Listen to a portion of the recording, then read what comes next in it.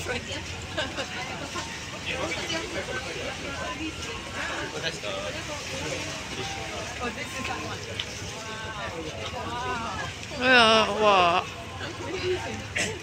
Airfish, right? Oh, that's nice. That's playing on the water. Yeah.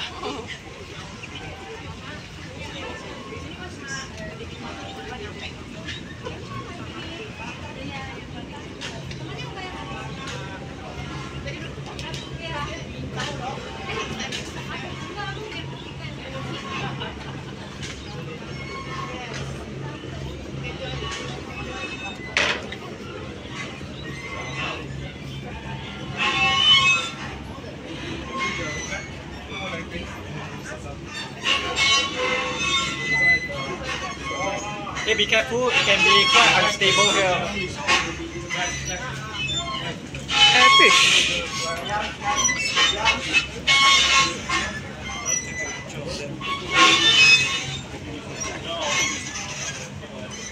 Airfish. Hi, can we all gather around here, please?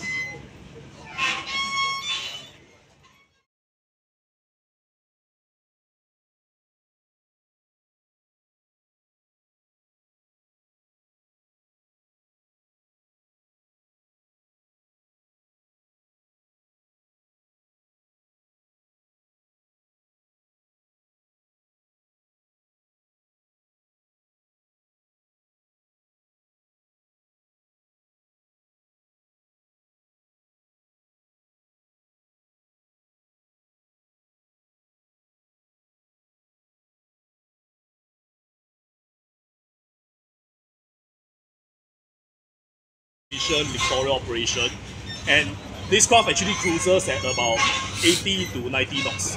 Okay, the production version that we are going to build, it will cruise at about 100 knots. So it's very high speed compared to your ferries and your high speed craft. Okay, your normal high speed craft can go up to about 40 knots. So this is twice as fast compared to that. So it has applications in postal service, yeah, and also maybe medivac service, medical evacuation service. How many hours you can fly it to? Okay, this current version has about a range of about 1 hour plus. 1 hour plus. But the production version will have about 2 hours, with a range of about 300 nautical miles. Yeah. Okay. So I mean, typically for coastal operation, you don't need that much range. How do you determine the flight path? Sorry. The flight path. Okay. So this is not going to be classified as an aircraft. It's going to be classified as a marine craft. So it will adhere to your so-called seafaring rules. You will have your AIS system. You'll talk to other boats, and MPA will be tracking the movement of this vessel, like all other marine vessels in the region. Okay, the production craft we are going for, we are being flagged by MPA. So I think recently, if you saw the news, MPA is working with AirX to conduct trials in Singapore waters, somewhere off Changi. How long typically? We have to keep talking if you.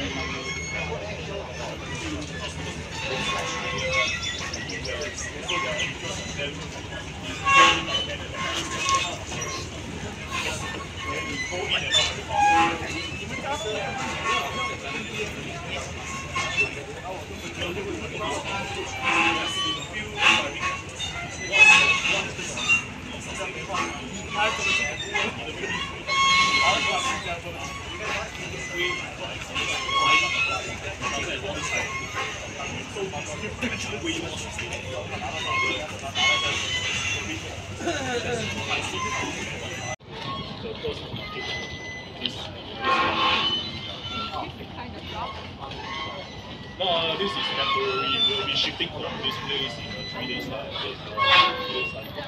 So this is temporary. Our base of operation will be your proper dry dock. Because this craft can't be really, it's difficult to swap parts out. So it has to be dry.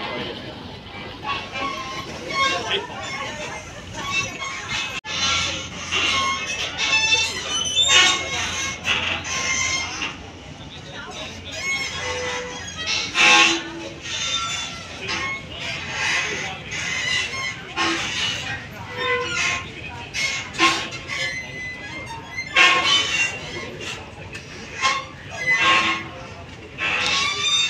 Today I'm now at Marina Sofia.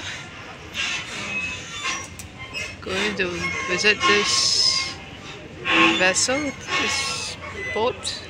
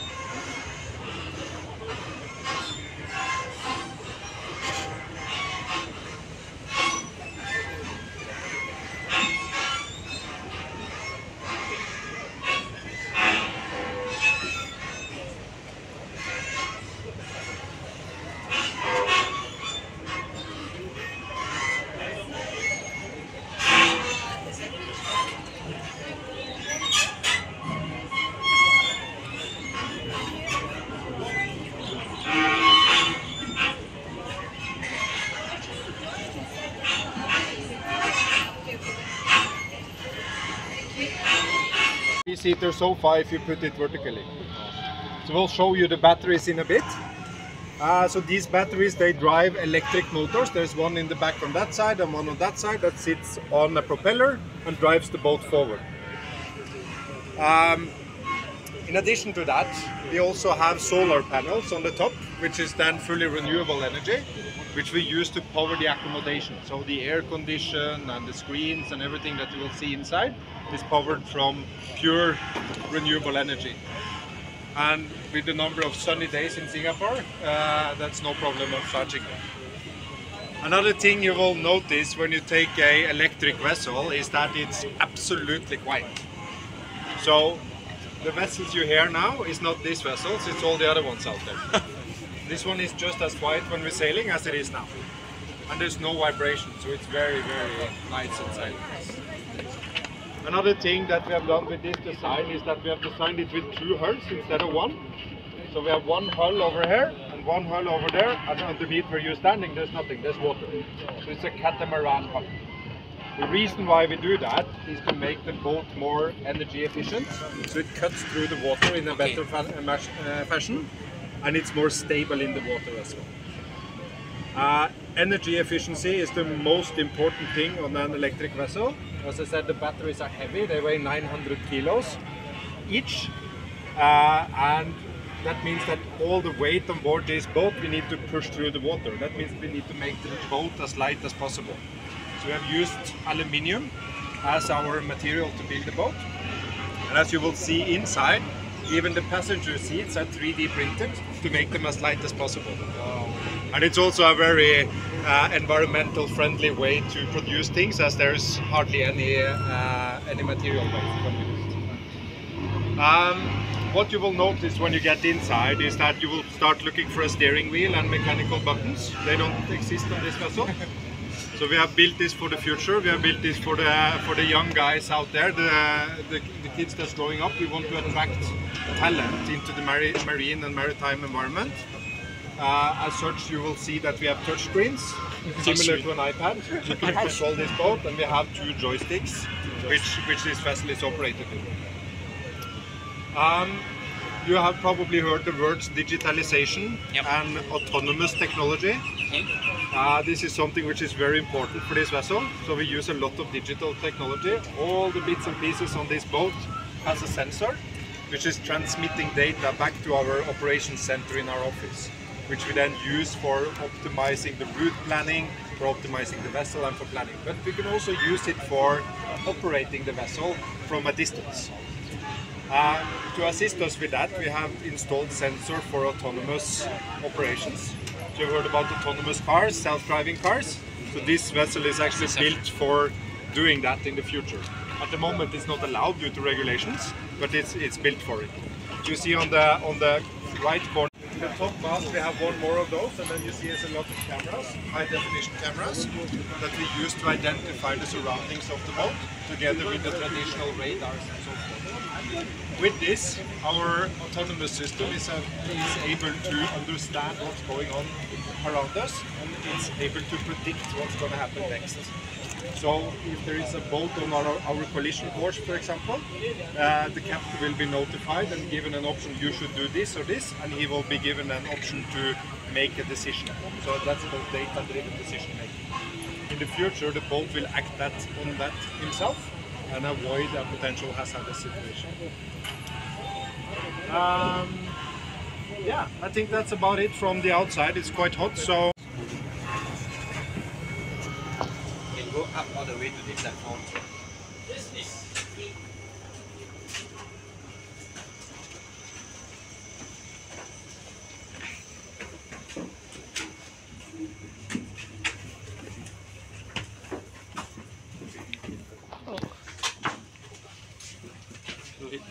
Wow, Yes.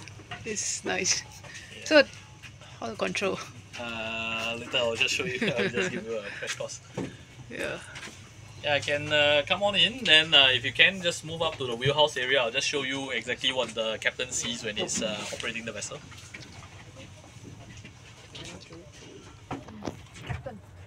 Functional, and the one that is actually darkened is just not working.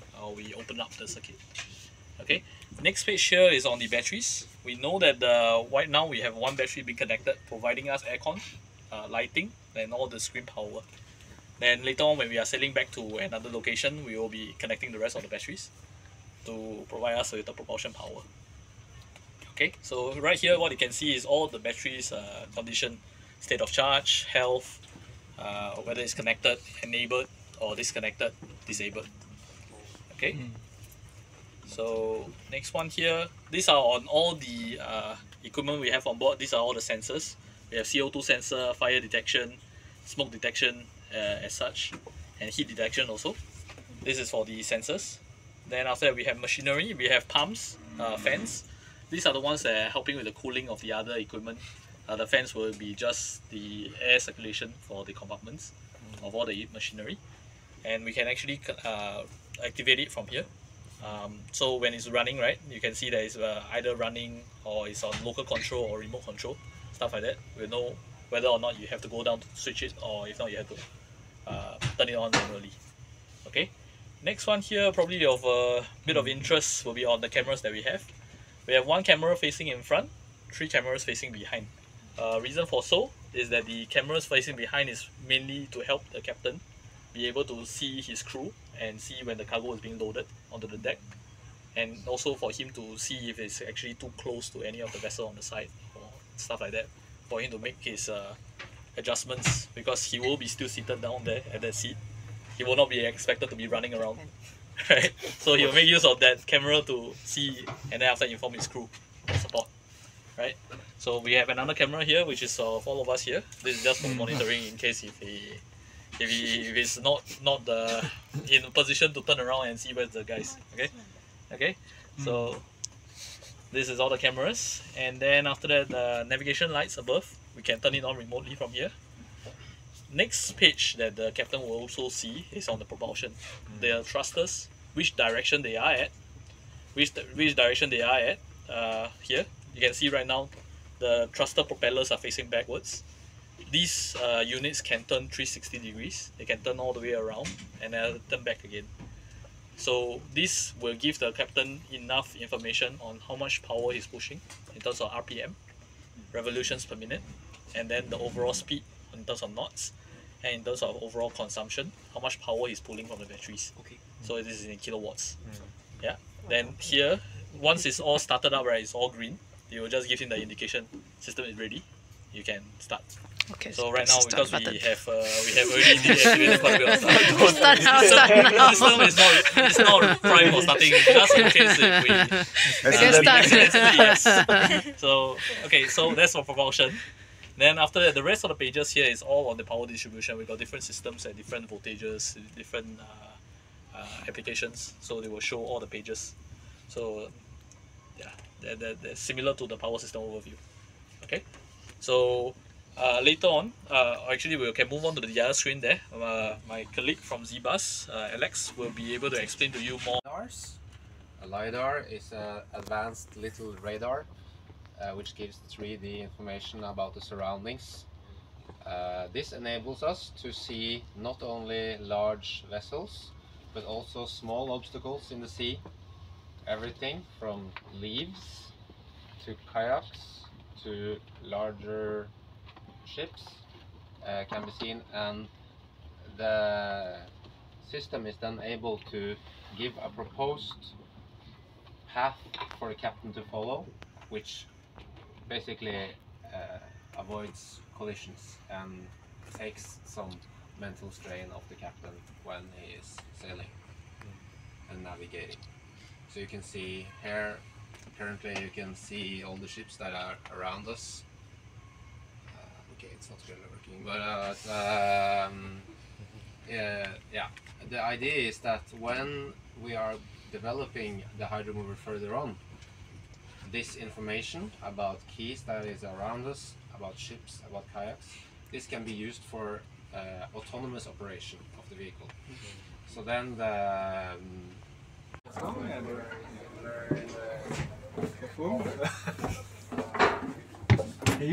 Can use your phone, but be careful. Down here is very stable. Sorry? Down here is very stable. Oh, yeah. Huh? Up there, It's about the same actually. Yeah, it just depends on the Look at that. Oh, because of the weight, it's 900 kg. each Each. of these batteries. Yeah, Very yeah. heavy. Could you walk all the way in? Yeah. It's charging. How long you take the charge? Okay, so yeah, okay, so this is the this is the battery compartment room, right? Basically, the batteries are behind you, right? So these are the there's 6 batteries in total, 6 E-pods we call it, right? So this is the white cabinet, cabinet-looking things. Those are the batteries, right? Correct. White Those are one. the batteries, right? So these batteries are swappable batteries, right? So each side will have 3. There we purposely left 1 empty so you can see the innovation that we did around the connector. Okay, so the connector is just like, you know, it's like, you know, imagine the time before there was USB and the time after there was USB, right? So all these connectors, right, you have to design them, you have to make sure that they fit the purpose of the operation. So our connectors, for example, have to ensure that they can provide coolant, they can provide they can connect with the electricity, and that they can provide communication as well to our systems, right? So our boat system can talk to the battery, basically, right? So this is very important. One of the key innovations to making swappable batteries a possibility.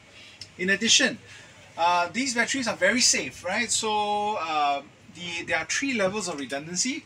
So at the cell level, they are designed in a way that the fire doesn't spread to each of these cells. In addition, they are encapsulated in these metal containers that suppresses the fire. Last but not least, there's an aerosol fire suppression system, right, that prevents the lithium ion fires from spreading too fast, right, so that the crew can escape, you know, in the event of a serious battery fire, for example. Right. In addition, I would like you to try to see if you can try to listen for something. So Do you hear anything? Water sound. Basically, it's very quiet. That's the point.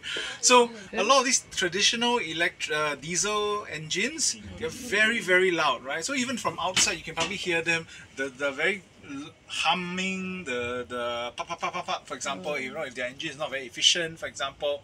So this vessel is very, very quiet, and this improves crew welfare significantly, for example, right? So the crew themselves, they are really, they appreciate this kind of environment. They can rest better, and then they manage the vessel better as well, right?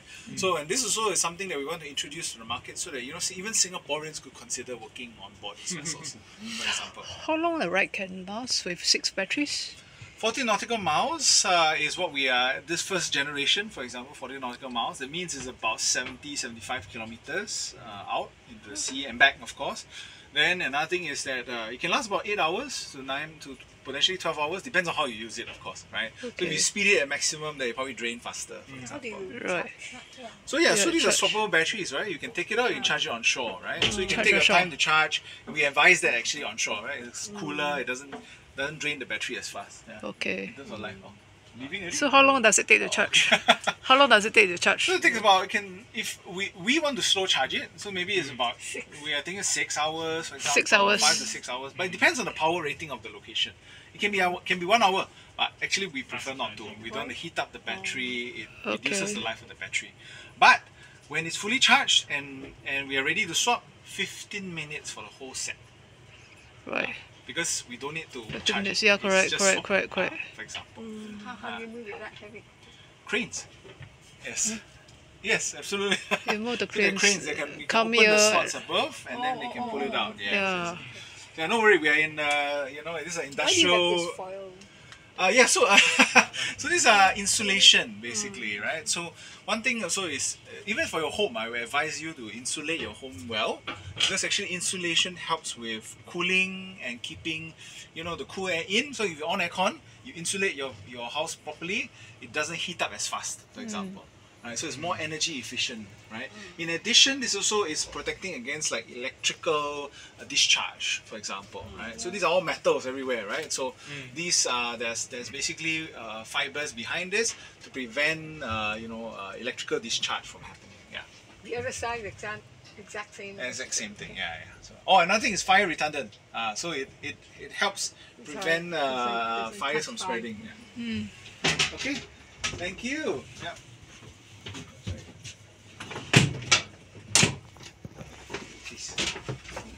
Thank you. Careful, watch your step. Please be careful.